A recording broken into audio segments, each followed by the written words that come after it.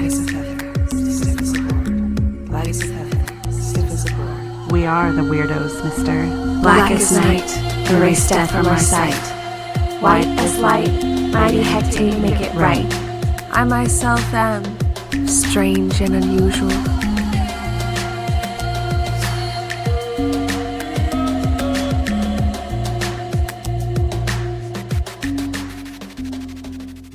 Cast a circle, spark some incense, and grab a cup of tea, because it's time for the Cousins Coven podcast. I'm Sharon. And this is Wendy. Welcome back to the Coven, you guys. Whoop whoop, welcome, welcome. Yeah, so excited. It's a good day today. So we have 2 news articles that I wanted to go over. That'll be fun, Okay. and you have fun toys as well. Yes, we have the magic orb. It's like a magic 8-ball that I got at this little game shop here. So, But it's so cute because it's like purple. It has a triangle on it, which is so mystical, and it just says orb. yeah, and it totally matches my table cover, this beautiful purple. Yeah, we'll definitely take a pic for the Instagram because there's just beautiful purple magic going on. But we were just talking about how fun it is that all these girls' toys are marketed towards like divination, and how I loved playing with this as a kid so much, and I would just ask question after question after question, and how I feel like divination has always been something I was drawn to, whether I knew I was wanting to do it or not. So today we kind of wanted to ask some fun questions. This is real scientific, y'all. We're going to get to the bottom of some deep life mysteries. Yes. Okay, you first. Okay, so I wanted to ask the magical orb if I've ever been abducted by aliens. All right. Here we go. Answer unclear, ask later. Oh, no. All right. Okay, That means I gotta do regression. Yes. I wanted to ask, have aliens visited me? Okay. Come on, orb. It says, notifications. No, yeah. Indications. Oh, indications say yes. Indications say yes. Yeah. Okay, so how do you feel about that? I mean, I believe it. I do have a couple of incidences. One that I don't really remember, but somebody else does. So, yeah. That's exciting. Mm-hmm. I feel like I can't press further, but No, one day. we don't have time. One day. Okay, so I just have to ask this because we love you, Bigfoot. And I want to know, is Bigfoot real? Oh my gosh, it's split between 2. Here it goes. I have a milkiness. Can't say now. What? The orb doesn't want to tell me anything, and you can hear the natural rage in my voice. All right. Next time. It wasn't meant to be. Yeah. But you got your answers. So what is the news that you have for us? Okay, so hopefully you'll find this interesting. But do you remember those loud hums that they've done news articles on? Like earth noise stuff? Yeah, like in Lake Oswego here, we had a bunch of news articles probably a year ago that talked about there was just a strange humming noise. It sounds vaguely familiar. And I don't think I read about it myself. Happening all over the world. There's just specific towns that the hum just keeps going, and they can't figure out where it's coming from. They've done all this research into it, and it's been going on for maybe 3 years. Only 3 years? Yeah, so not very long. And then they discovered this month, I think it was, maybe at the end of the year, last year, they discovered that there was a new formation, that the earth formed a new volcano. And they believe that that's the sound, that it was all the magma rushing to this place where a volcano was made. What? It's like the earth was giving birth, and that was her pain, her noise, like pushing all that lava Mother into Nature. a volcano. So, her little volcano, where is it located, this new volcano? It is, oh shoot, I'm going to go to the article for Okay, that. let's double check, because I didn't know that volcanoes could just be popping up like that, and should we be worried? It's new. Is it active? This is a new thing. This hasn't happened on our planet for millions and millions of years. Great, so this is how we're all going to get blown up. Right. This giant volcano. Let's see. Magma filled. It's, the coast of Mayet, the island of Mayet, which is located between Madagascar and Mozambique in the Indian Ocean. Okay, cool. So only you poor Madagascar lemurs, hopefully. But crazy that it was all over the world in this section that just pushed out that volcano. That sound, that's what it was. Yeah, that's really cool. It's bizarre. The Earth is always surprising us, popping up all these new things all the time. You think that we've discovered everything by now, but it honestly is changing all the time. Constantly. And I even heard recently that, like, there were all these tombs or some sort of mummies that were found in Egypt kind of recently-ish, like 30 new mummies. It's just like, how does that happen? Right. All this new stuff. So that's pretty cool. Yeah. And then to tie into that, this is what's crazy. This is my synchronicity of the week because I found that news article.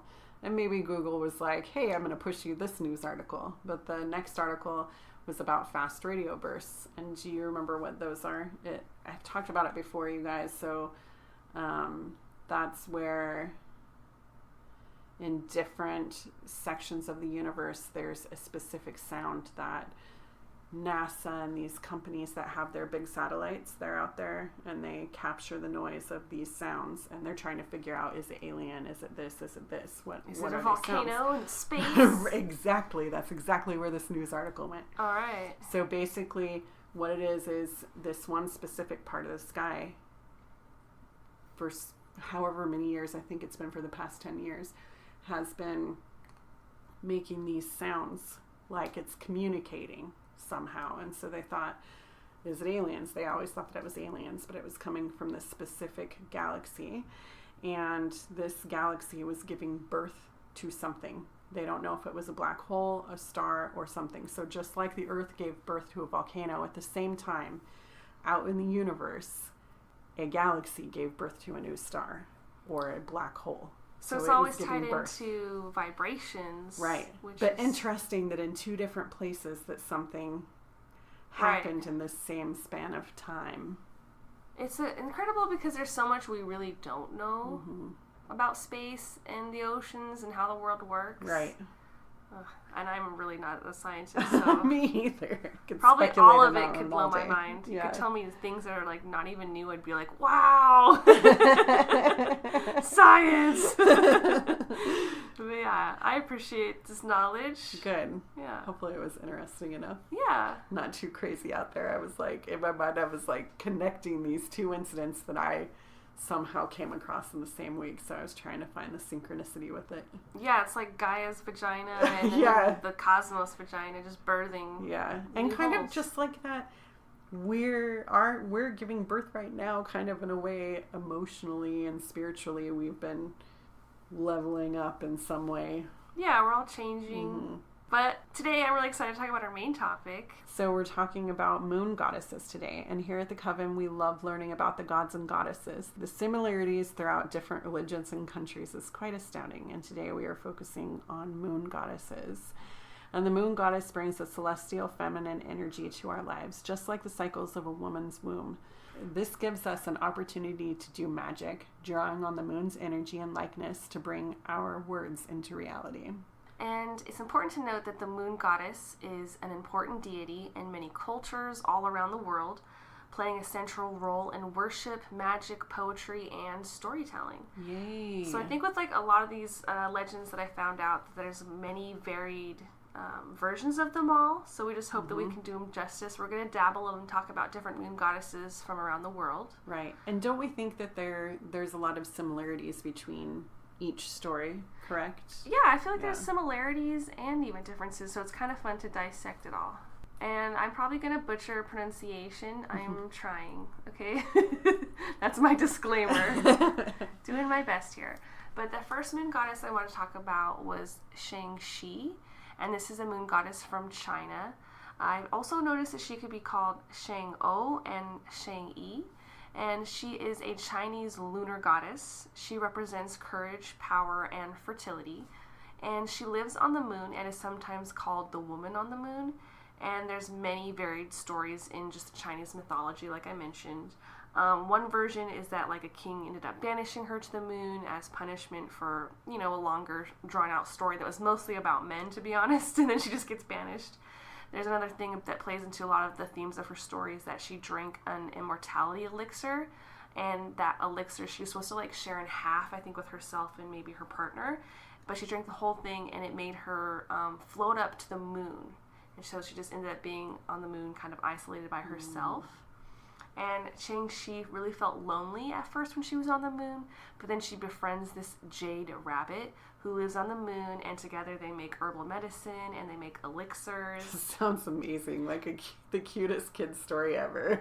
Honestly, like this story, when I was reading it, made me think of the anime Sailor Moon, which is Japanese, which was interesting, but there were so many things about this story that made me really think about her, because she's like this moon princess in a moon kingdom. Her name is Usagi, which means rabbit. Just a lot of similarities.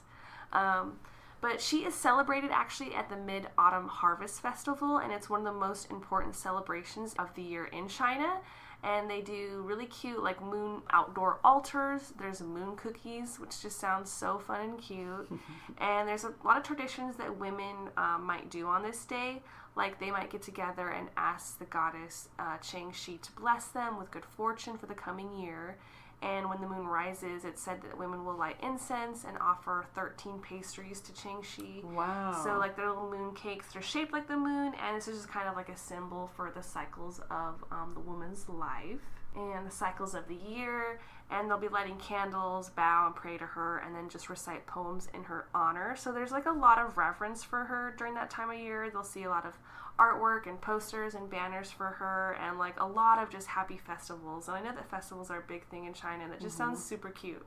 That is adorable. What a sweet story. Yeah, like I probably could have gone more in depth on her origin stories, but I just kind of wanted to more focus on some of the highlights of her moon goddessness. Right. Right. How cute. My notes are so small. Hopefully I do this justice. I have Lona from Hawaii, and she's also, one of her names could be Haina. So it seems like with these stories with Lona, a lot of them were passed down kind of traditionally orally, so sitting around a campfire or eating dinner. So the stories that they have about her now and that they've been able to put in written form, some of that information may be lacking just a little bit. So it was kind of hard when I was doing research to find some really good stories about her. But apparently she was a moon goddess already. So she was born a moon goddess, and she came to Earth, fell in love, and married a man named Ai Kanaka, which stands for the man-eater. Nice. And it's said that when she came to Earth, it was on a rainbow. Oh, that's cute. Yeah. So when she came to Earth on a rainbow, and she chose that husband of hers, Ai Kanaka. And it said that after she got married, her husband climbed onto her back and she spread her wings, because apparently she had these beautiful big like wings that were kind of like this bluish grayish color, kind of like the moon. Nice. And so she spread her wings and they flew up to her palace called the White Kingdom. Yay, more moon palaces. Yes. And they lived there until her husband passed away. Now, how he was able to be a human man and go to the moon without dying, I think he had a suit. Wow. So all of these are like Sailor Moon. Yes, This exactly. is amazing. I love it. Yes. And so in the Hawaiian culture, she was called upon like in rituals. You know how they do those drumming circles with the big fires? They would have those specifically and call her when it came time to either plant seeds or reap from whatever the farming that they had done. They would also do rituals to her if they wanted peace from like war or rain for their crops. Yeah. Or just rain in general. That sounds really cool. Yeah. And it seems like the Hawaiian culture, from what, I don't know, an outsider could just guess from what I've seen on videos, is that it's a culture that's still actively practicing these beautiful old traditions of dancing and calling upon the earth or the moon, and it's just like so wonderful. Right. And I found out recently too that it's not just at hotels. They like actual people come in and do these rituals. Yeah, I feel like that's where the authenticity is. Yeah. I don't know how legit it is to like go to a luau at a hotel. Like, I don't know if that's stripping out all the spiritualism or meaning, or if it's just fun to party with, you know, tourists. I don't really know, but I'd be so down to learn, and I'd want to get to the most like magical roots of it all. Like, yes, just so cool and beautiful. It's gorgeous. Yeah, openly kind of doing a magical ritual if you think about it. Yeah, totally paying homage to the moon and everything. Yay, it makes me so happy. Yeah, love it. So I know you kind of curated this list for us today, and one of the goddesses that you had chose for us to talk about was Luna, and I had really wanted to talk about Selene, and so we added her to the list, but then I realized that Luna, who's a goddess, moon goddess from Rome, is essentially the exact same as Selene from the Greeks. And so basically everything I'm going to say for Luna could probably be attached to Selene as far as the attributes, what she looks like, what she does, and a lot of similarities to the goddess Diana. So I know you talked about her in the Witchipalooza. Yes. So, but what I was reading about Luna is that she's depicted as a pale woman riding in a silver chariot and is a patroness of the charioteers. And so that means she's like really good to work with for like travel and things like that. She can be depicted with a crescent moon above her forehead, which makes for really gorgeous art. Like, I want a statue of her or something. And she did actually have a temple in Rome on the Aventine Hill, and this was erected in the 6th century BC. But it's said that it might have been destroyed during a great fire during the reign of Emperor Nero. A lot of war then. Yeah.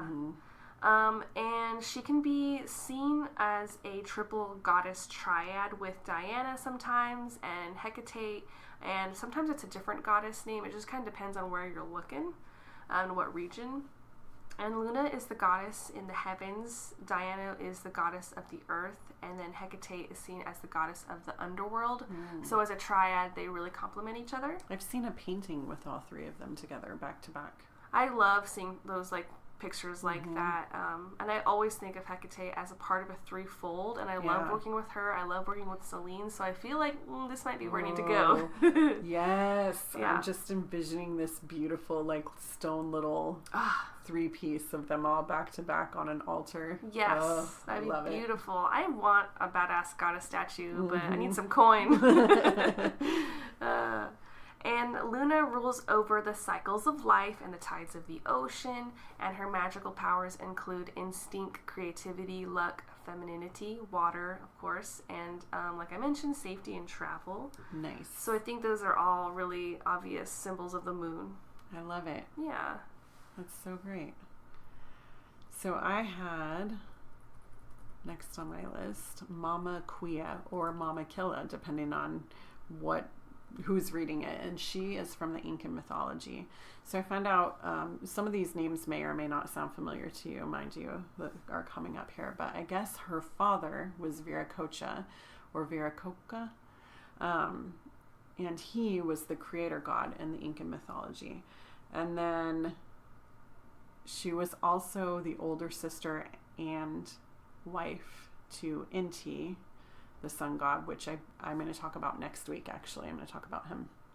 Nice. Yeah, we'll do a companion piece about all of the gods to these beautiful goddesses. Yes.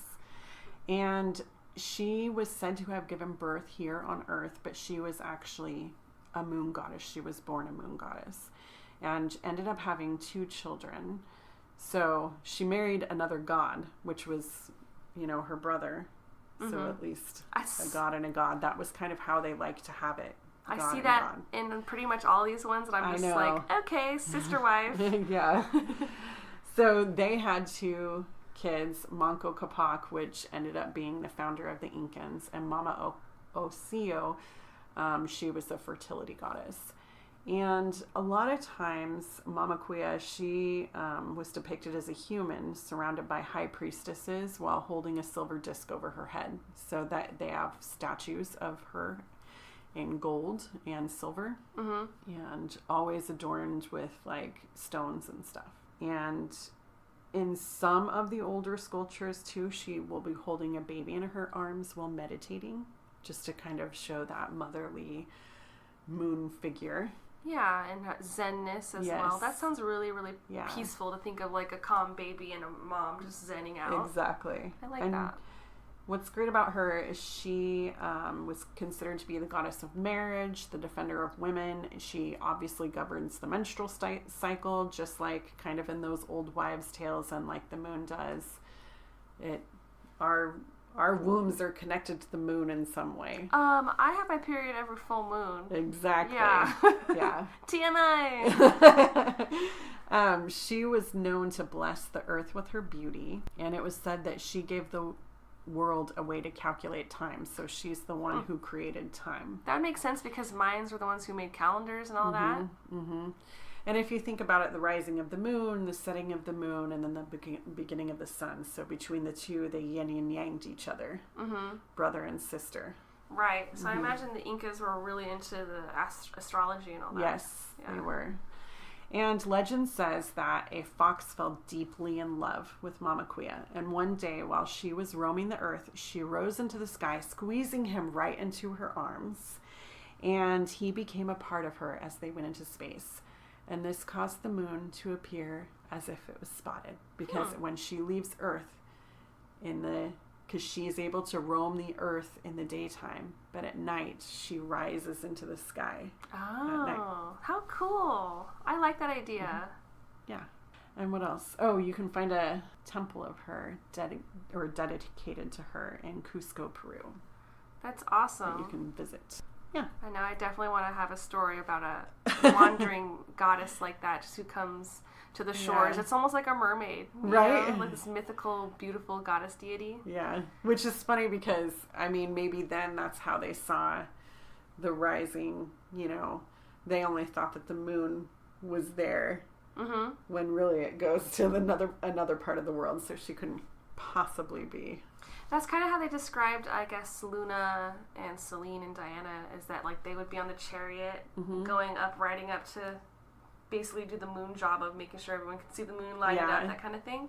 So I think the guy would stay on Earth, during the nighttime and vice versa. Interesting. So it is really similar, all these cultures. I love this. That's great. I want to talk about Mawu. She's an Afro-Caribbean moon goddess. Yes. And more specifically, she's from the Dahomey tribe in West Africa.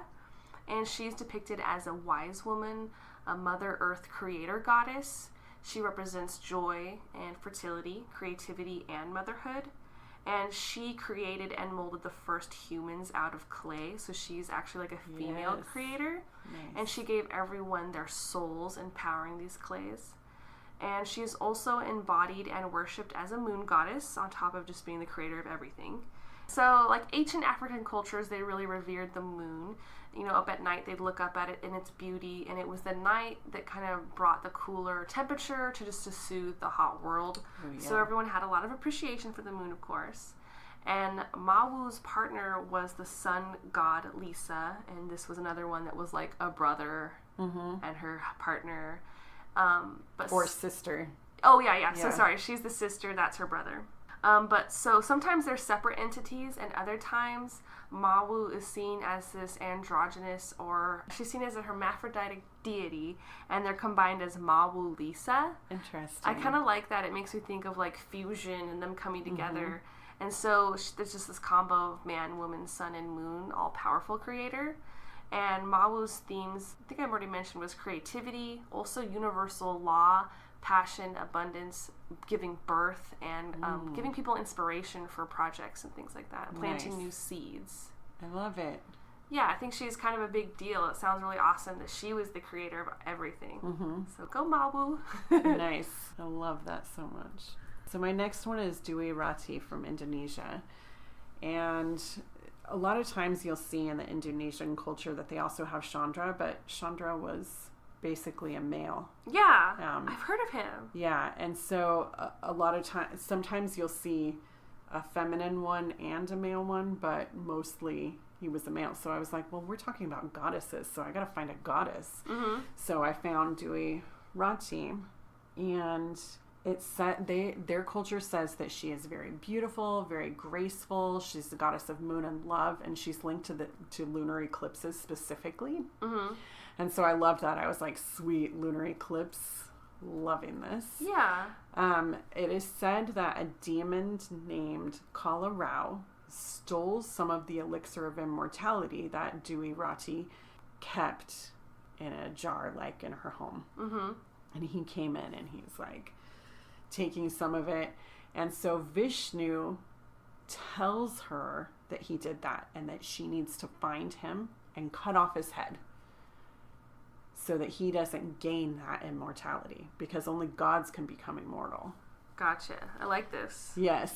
And so Kala Rao, he drank that. He actually drank some of it, just a sip. She didn't get to him in time, so he had a sip. And his head immediately became immortal, but the rest of his body just died. Oh my God. So he was just this living head that could never die. And so Kala Rao became very angry and somehow was chasing Rati across the sky. Like, how is his head propelling itself? I'm not really sure, but... Right? The logistics here. Yes. These folk tales. Yeah. So he caught up with her and he swallowed her, Mm-hmm. which caused a lunar eclipse. Oh, that makes sense. Yeah. It's like a little Pac-Man. Yep, but because he's just a head with no body, he can't hold her in there for very long because she just comes right out his neck hole. So, and Rati became very enraged and chases her across the heavens constantly. That's so funny. I just imagine, like, you know, before internet, back in the ancient cultures, there'd just be some dude being like, I know how this thing's happening, this eclipse. I got this. There was just this big monkey head floated in the sky, and, like, they're just pretending this is all fact. You know, maybe it is fact, all right? Who am I to say? I like that little funny. legend, though. I've never heard an eclipse legend like that. Me either. I was like, holy moly, it's so violent at the same time. Yeah, yeah. It's similar to, like, the Qing Shi and how she had the elixir and how she was gonna get punished for having it and somehow floating up to the moon. So definitely found more similarities than I was expecting. Right? Yeah. We also wanted to segue to just kind of give some time to talk about the triple goddess symbol, which I know we've talked about before. But we love it. But we love it. Yeah, we work with it. We love it. This is kind of, I guess you could view as a Wiccan neo-paganistic viewpoint on the goddess, but it's also an ancient viewpoint that's been around for a while. It's just kind of talking about the divine feminine and that moon phases represent the female cycles of life. And so it's breaking it down into three main phases of the moon and three main phases of a woman's life. And that's the maid, the mother, and the crone. And so the maid is, like, obviously a young woman, maybe like your youth up into maybe puberty or just a little bit after puberty. And this is a promise of new beginnings. It represents birth and youth, youthful enthusiasm that we have for things, and the youthful enthusiasm that you have with life. You're not so jaded at this point. And this is represented by the moon, the waxing moon phase, because that's when the moon is the crescent but growing into a full moon. And so that's just like the young maiden. She's starting out this little crescent, but she's going to grow into this big full moon. And so that brings us to the mother. And the mother, she represents this loving, nurturing stability, fertility, life, sexuality, power. And this is all represented by the big, gorgeous full moon. Everyone has huge reference for the full moon. Even if you're not really pagan, you're always like, oh, look, it's a full moon. It looks so big tonight. Right. Or all the crazies come out on the full moon. Oh, yeah, that's true. Shout out to all the night nurses and the weird things they see on the full moon. And then the crone is the wise old woman. She's what you would think of as like an old witch, you know, over her cauldron of wisdom. She's learned all of life's lessons and knowledge of witchcraft. She has an appreciation and an awareness of death, not a fear of death. So she also represents endings. The crone is coming towards the ending of this chapter and of her life and soul's journey. And so this is the waning moon, when the moon is going into the crescent phase, just shrinking in size from the full moon on down. So it's kind of little archetypes that you could work with and do magical workings with, which I know, Wendy, you got us covered today, talking all about moon magic. Yes. Moon magic.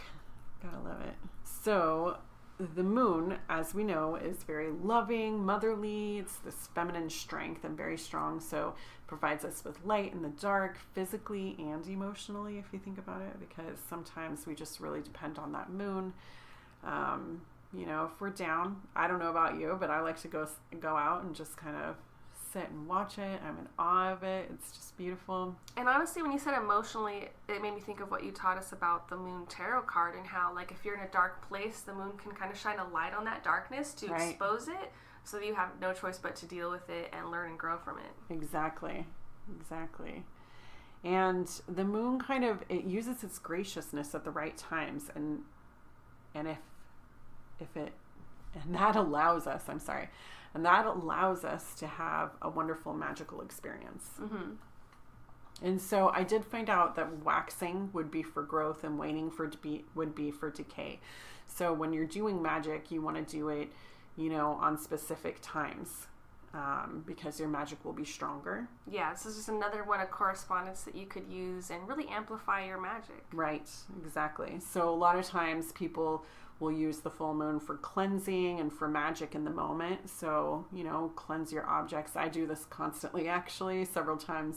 I'd say several times a year, more like 9-10 times out of the year. Mm-hmm. I'm out there on my patio cleansing. I don't care what time of year it is. I don't care if it's raining, snowing, whatever. Cleanse my items and do a spell. I love that. Yeah. And so that's a good time for that. Also, the new moon, just note that is when it's at its lowest point and it can barely be seen. So the moon may not be able to bless your magic at this time. And it's a great time to give thanks for the moon instead and all that it gives to you on a daily basis. Mm-hmm. So you wouldn't really want to be doing magic, but just worshiping the moon during the new moon season. That's interesting. I know that there's some people who have said that there's types of new moon magic that you could do, but probably something that you would want to, like, maybe banish, I would think. Or maybe start again, fresh slate. Right. But I feel like when we do moon magic, we're using part of the moon's energy in our magic. So it's like hibernating at that time. Yeah, at that time we wouldn't really want to expund it even more. I mean, it's renewing itself. I see. I could respect that. Yeah. And then a lunar eclipse, if you want to do magic during this time, it's very powerful because the boundaries between the worlds is kind of at a weak point. And so it's a good time to connect with fairies, angels, and other paranormal entities. And with their help, you can manifest anything into existence and know what steps to take to bring it into reality. Just be wary during this time if you do them, because maybe when you put up a boundary spell, it may not be as strong as it normally is. So, you know, a lot of times when you're calling upon the earth, air, fire, and water, sometimes, I mean, that gives us our protection. So when you're doing your protection spell, it may not be as strong as it normally is. Interesting. So things can come in. It's because maybe the eclipse would be two things colliding almost into each other, blocking stuff, really not having strong boundaries. Right. So another good thing to do magic in is supermoons, and during this time the moon contains and provides more energy. It's kind of a pure type of energy, and so you can use this to recharge your energy field, your chakras. You can have a good Reiki session and maybe have a good meditation session. And this supercharge will also give you kind of an otherworldly healing experience because of that pure energy. So it's a good time to take note of your dreams. Also, this is a time where you may be prophetic. It's also a good time for kind of manifesting your goals, bathing in the moonlight, which I can't do because I've got too many neighbors, but maybe eventually down the road.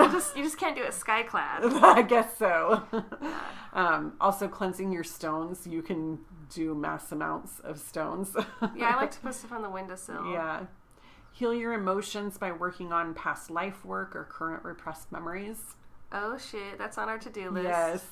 When is our next supermoon? I thought it was going to be at the beginning of the year, but I could be wrong. I thought so too. Because last year it was January, February, March. Right. It might, I don't know. I guess while you're Googling, I'll keep talking. Okay. So I found out that some herbs that you can use while calling upon the moon and doing moon magic would be apple, with these herbs and trees. So you might want to use apple, beech, birch, fir, mugwort, mulberry, willow, witch hazel, and wormwood. And then maybe for an offering flower, you might want to use white fragrant flowers like gardenia, iris, jasmine, maybe some lilies, some magnolia, some roses. And the stones that you guys are going to want to use would be amethyst, moonstone, and pearl. Maybe bring in some oils, and you can use jasmine, lemon, rose, and sandalwood. And if you want to give an offering, some liquids that are best would be lemonade, milk, and white wine. I like that. Yeah. I definitely like that the symbolism is that the liquids are more of a color like the moon, using yellows, whites, and clear things. Exactly. And then white flowers and all that kind of stuff. Yeah. Moonstone is some of my favorite, also amethyst. So I'm all about working with the moon. Everything with the moon just always feels so right. I don't know if it's just because I have a very feminine nature about me and soul, and very witchy soul. So I love moon goddess vibes. It's just so motherly. And I know we've done moon magic together before. I feel like I've done a lot over the past year. So yeah. Even when we were separated by states, we did some over the phone video casting spells. So we've made good use of the moon, and I think we'll continue making good use of the moon. Absolutely. I did look it up, and the next super moon is going to be Monday, March 9th, year 2020. Yes. So that's going to be great for our birthdays. Yes, so it's like our birthdays. I think I see a coast trip in our future. Hell yes. Doing some beach magic. Son of a beach. I can't wait. I'm wondering if there will be how many super moons. I think it's going to be 2 supermoons, which makes sense because last year was 3 and that felt like a big deal. It was. So yeah. Let's see if there's anything else coming up. And a very rare Halloween blue moon.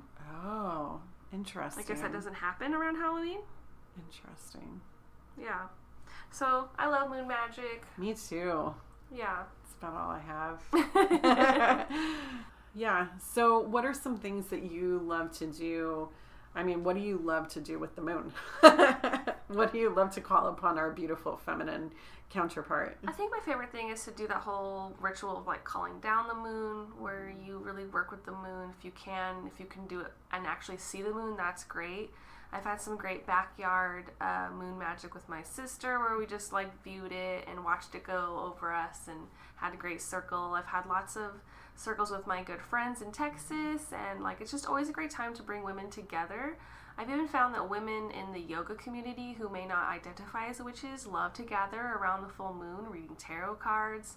So just like the moon calls to everyone in a different way, and I'm just really there for it. I love women getting together and empowering each other. It's a great time to check into where are you emotionally, where do you need to grow, where your sadness is, where are your strengths, your weaknesses. Like we can build each other up and really kind of like try to use the moon as a compass for where do you want to focus on the next 30 days. Like it might not be like long-term goals, but I feel like the moon's a great check-in time. Sure. Where you can see where your path might want to go. Right. So pull some tarot cards or divine with the moon and things like that. I like to, especially in the summertime, just sit out under the stars with the moon and the warmth of the air and just kind of bask in it. You know what I mean? Just feel nature. Yeah, feel it. Definitely love doing that, especially during the day too, because I love to hear the birds. Oh yeah. And be under the sun, but specifically with the moon too. Other things I'd like to do as far as like rituals is get like a bowl of water and maybe a big white floating candle to represent the moon, because there's been plenty of times where I would do indoor magic and I couldn't see the moon. Oh yeah. So to kind of have that to symbolize it, you've got the bowl, which is very feminine. The water is very feminine. And then later you can use it at a time when you can't see. You could use that candle at a time when you can't see the moon. Yeah. I love that. Yeah, I have like, I think 2 or 3 floating candles that like I'll only burn for a ritual for like, an hour? Right. And then put in a box. So like I have a couple that are just very much like that. And so they're going to like hopefully radiate that energy throughout. And what about your candles, may I ask? Are they like floating just in a circle, or do you get flowers? The ones I had, they were just circles. I think they were clearance from Target. Sometimes like just to save money, you gotta shop that clearance candle, and that's how I got my awesome pumpkin candle, because it was like after Halloween, so I got it for probably like $5. You know, just cheap. Very cool. Yeah, love it. Yeah. I was just imagining this beautiful white lotus flower candle under Floating. the moon. Yeah. Like, man. Uh-huh. It'd be so nice. I've even done floating candles like while I was camping and put them out and then just let them go. I don't know if that was really irresponsible and I started like a brush fire, Right. but I let them go downstream. Man. I was just thinking it'd be great in a bathtub, but yeah.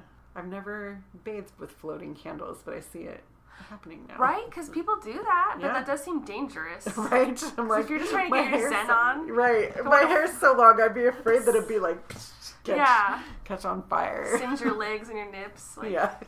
It's just dangerous. I don't know. You're like, what's that smell? Oh, it's me. I have lit my hair on fire at least twice. Me too. It's always so fast. The only like indication is like the smell. It's like, Yeah. oh, that was my hair. You're like, gross. And it's all crunchy. Yeah. I don't know how I got from the moon goddess To burning hair. to failures with candles. But that's true. Like, I've just let my guard down around fires and had them in stupid places.